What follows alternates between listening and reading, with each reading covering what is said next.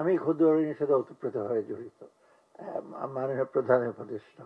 আমরা বহু দেশ একসাথে ভ্রমণ করেছি এই ক্ষুদ্র ঋণের কার্যকলাপ, ক্ষুদ্র ঋণের এফেক্টিভনেস, এফিকেসি, এবং এটা মানুষের যে জীবনকে যে উন্নত করে তোলা একটা প্রকৃষ্ট প্রমাণ সব দেশেই আমরা দেখেছি।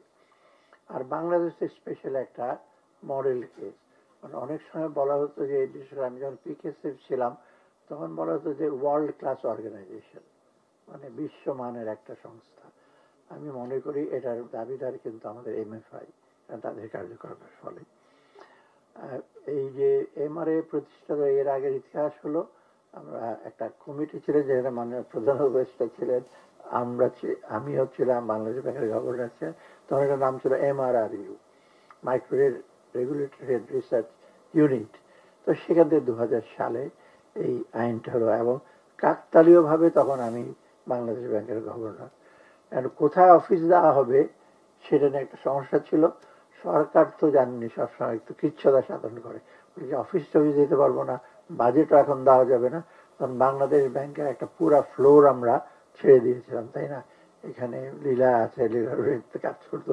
আমি বাংলাদেশ ব্যাংক থেকে অফিসার দিয়ে শুরু করি, এটা একটা যাত্রা, শুভ যাত্রা সেই সময়। আর সেই সময় আমি ডিএফআইডির সাথে কথা বলে একটা মোটামুটি একটা ভালো অর্থ বরাদ্দ পাই। তো সেখান থেকে যাত্রা শুরু। তারপর থেকে এমআরএ আর থেমে নেই, এমআরএ কার্যক্রম বৃদ্ধি পাচ্ছে দিন দিন। এমআরএ কাজগুলো আপনার বিভিন্ন সংস্থাগুলো আপনার এমআর সাথে রেজিস্টার্ড। তবে আমি যেটা এখন নতুন ভবনে আসছেন, মাইক্রো রেগুলেটরি অথরিটি, কিন্তু রেগুলেশনের উপর অত্যাধিক জোর দেবেন না। রেগুলেশন দরকার আছে, এটা ইউজার ফ্রেন্ডলি রেগুলেশন দরকার। এখন উপরে থেকে চাপিয়ে দিয়ে যদি আইন করি তো লোকজনের ডিফিকাল্ট হয়। আমি মনে করি এমআরএ কে এখন রেগুলেটরির সাথে সাথে প্রমোশন অ্যাক্টিভিটি দেখতে হবে। অর্থাৎ ডিরেক্টলি হয়তো এমআরএ এসে করবে না, কারণ এমনভাবে আপনি তাদেরকে, আপনার ধরেন হিসাব রক্ষণ পদ্ধতি, সেভিংসের রিটার্ন কি হবে, সার্ভিস চার্জ কত হবে, এগুলো যেন একটু সহনীয়, এবং যারা এমএফআই আছে তাদের জন্য এসে হয় সহনীয়, আর সর্বোপরি যারা উপকারভোগী তাদের জন্য যেন সহনীয় হয়, সেটা সবচেয়ে বড়। টেস্ট হলো তাদের জীবনযাত্রার মান বেড়েছে, সেটা হলো সবচেয়ে বড় জিনিস, তাদের উপর যদি অযথা বোঝা না বাড়ে। আমি বক্তব্য দীর্ঘায়িত করব না, কারণ আমি আজকে নিজে একটা পার্ট অফ মাইক্রো ক্রেডিট এসে, এবং সেটা যখন শুরু হয়েছে আজ থেকে, এখন নতুন ভবনে আসছে, এটা বিগ অ্যাচিভমেন্ট। কিন্তু ভবনই সব না। আমি যখন যে ইউনিভার্সিটি বুকহাগে গেছি আজ থেকে কত বছর, তার মধ্যে ব্রিক্স অ্যান্ড মর্টার্স বিল্ডিংস আর নট ইউনিভার্সিটিস। ইউনিভার্সিটি হলো ফ্যাকাল্টি, ইউনিভার্সিটি তাদের লাইব্রেরি, ইউনিভার্সিটিতে তাদের ল্যাবরেটরি, ইউনিভার্সিটিতে শিক্ষক। আমাদের দেশে বেশি আবার ব্রিক্স অ্যান্ড মর্টার্সের দিকে বেশি নজর দেয়। মানে বড় বড় বিল্ডিং হবে, বড় বড় ঘর থাকবে, বড় বড় অফিস থাকবে, অর্থাৎ সেটা দিকে না গিয়ে কাজ। আরেকটা যেটা গভর্নর মহোদয় বললেন যে টেকনোলজি, আমরা টেকনোলজি ছাড়া কিন্তু আমরা এগোতে পারবো না। নলেজ বেস এবং টেকনোলজি বেস ছাড়া বাংলাদেশ কিন্তু বেশি দূরে এগোতে পারবো না। তো এই দিকে কিন্তু সবাইকে আমাদের লক্ষ্য করতে হবে। সবশেষে যে ক্ষুদ্র ঋণ যে একটা ভালো দিক, অনেক সময় আমাকে যেহেতু ক্ষুদ্র ঋণ দিয়ে কি হবে, টাকা পয়সা দিয়ে কি হবে, আমরা কি কনসাসনেস করি, অ্যাওয়ারনেস গ্রো করি, যথেষ্ট দরকার। কিন্তু অ্যাওয়ারনেস দিয়ে তো দরিদ্র লোকের উপকার, সাথে সাথে তার একটা, আমি যেটা বলি ক্ষুদ্র ঋণ একটা হলো দরজার মতো, সদর দরজা, সেটা দিয়ে আপনি প্রবেশ করবেন, সাথে সাথে গরিবের অন্যরা দরজা জানলা খুলে যাবে। অর্থাৎ ক্ষুদ্র ঋণ is one of the best entry point. যে টাকাটা দিলে আপনি এখানে গিয়ে বক্তৃতা দেবেন, এই করেন সেই করেন, কিন্তু তার হাতে কোনো অর্থ নাই। অর্থাৎ যদি অর্থ দিয়ে যদি অন্য জিনিসগুলো তাকে কনভিন্স করে, ডেফিনেটলি অন্য জিনিসগুলো তার সাথে সাথে সাথে হিসেবে, সেটা আমরা দেখেছি ক্ষুদ্র ঋণ নিয়ে স্যানিটেশন করছে, ঘর করেছে, বিভিন্ন করেছে। অর্থাৎ এই ক্ষুদ্রের মাধ্যমে কিন্তু সার্বিকভাবে যেটা দরিদ্রের উন্নয়ন সেটা হয়। আর একটা প্রকৃষ্ট প্রমাণ হলো, রেগুলেশন যদি ওভার রেগুলেটেড হয়, আমার সময় বাজেল 3-তে ঢোকাতে চেষ্টা করা হয়েছিল, মানে বাজেল নর্মস। আমি বলেছিলাম যে ভেমিটলি যে বাজেলে গেলে বিপদ, ব্যাংকারই তো ওগুলো কমপ্লাই করতে পারে না, আর সেইখানে যা হোক আমি জানি না এখন কি বাজেটের ভিতরে ঢোকার চেষ্টা করছে কিনা আমি জানি না।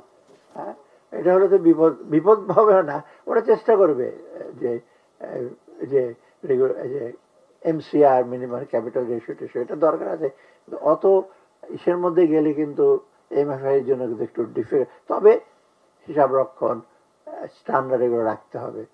একটা বেস্ট প্রমাণ হলো আমার সময় সিটি ব্যাংক আর ব্র্যাক সিকিউরিটাইজেশন করেছে। সিকিউরিটাইজেশন করা কিন্তু ডিফিকাল্ট কাজ। সিকিউরিটাইজ করতে হলে স্পেশাল পারপাস ভেহিকেল লাগবে, তারপর ওরা ডিউ ডিলিজেন্স করবে।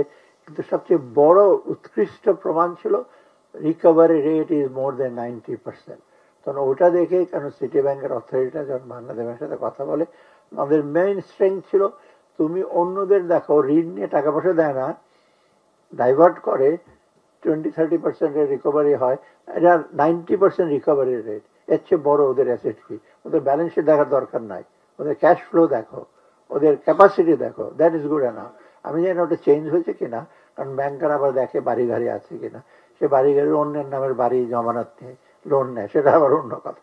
অর্থাৎ ক্যাশ ফ্লো এবং ক্যাপাসিটি ভবিষ্যতে সেটা যদি দেওয়া হয় তো ডেফিনেটলি এমএফআইরাও কিন্তু একটু বেশি উপকৃত হবে, এবং এমএফআই এর কিন্তু এই সামর্থ্য আছে। আর সবচেয়ে আরেকটা সবচেয়ে বড় কথা বলে শেষ করি, শুধু ঋণ দিয়ে আপনার যে সে ঋণ নিয়ে খেলে ব্যবহার, তাকে অনেক সেলফ এমপ্লয়মেন্ট বা যেটা বলে আত্মকর্ম, সেটাতে একটু এনকারেজ করা বেটার। কোনো সময় যেন আলটিমেটলি ইনফ্যান্ট ইন্ডাস্ট্রি আর্গুমেন্ট থেকে বেরিয়ে আসি যে সারা জীবন ঋণ দাও, আমাকে খালি তুমি রিয়ারি করো মায়ের মতো, মায়ের স্নেহে, সেটা না। আস্তে আস্তে তাকে ছেড়ে দিতে হবে। তুমি নিজে মানে তুমি নিজে সেলফ ইসা হও, যাতে তুমি আরো 10টা লোককে সাহায্য করতে পারো। তো সারা জীবন ঋণের ফাঁদে যদি থাকি, যেটা আমি অনেক সময় আরএমজিদের জন্য বলি, আর কত ইনফ্যান্ট ইন্ডাস্ট্রি আর্গুমেন্ট করবে? 50 বছর তো হয়ে গেল, এখনো বলেন প্রোটেকশন দেন, এখনো বলেন কি, এখন তো এইন বেড়েতে তারা ডেইলি দৌড়াদৌড়ি করে ট্যাক্স কমিয়ে দেবেন, এটা কমবে না। আর আমি পরে বললাম যে আলটিমেটলি বাজেটই হবে না, সবই যদি কমিয়ে দেয়। মানে এখন তো একটু কম্পিটিটিভ হতে হবে, দক্ষ হতে হবে। আর সবচেয়ে না বাড়ালে কোনো কিছু, এবং শুধু ঋণের জন্য, সবার জন্য এটা হয়েছে।